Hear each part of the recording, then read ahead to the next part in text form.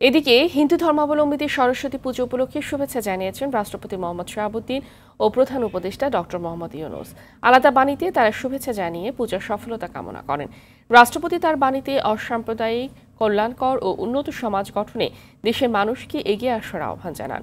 অর্জিত জ্ঞানকে মানুষের সেবায় কাজে লাগানোর উপর জোর দিয়ে জ্ঞান ভিত্তিক, সৌহার্দ্যপূর্ণ ও বৈষম্যমুক্ত দেশ নির্মাণের প্রত্যাশা ব্যক্ত করেন। প্রধান উপদেষ্টা ডক্টর মোহাম্মদ ইউনূস বলেন, অন্তর্বর্তীকালীন সরকার জাতি, ধর্ম, বর্ণ, গোষ্ঠী নির্বিশেষে সকলের ভাগ্য উন্নয়ন ও সমান অধিকার সুনিশ্চিত করতে কাজ করে যাচ্ছে। তিনি হিন্দু সম্প্রদায়ের সবাইকে জ্ঞান অর্জনে ব্রতী হয়ে দেশের অগ্রযাত্রায় আত্মনিয়োগের আহ্বান জানান।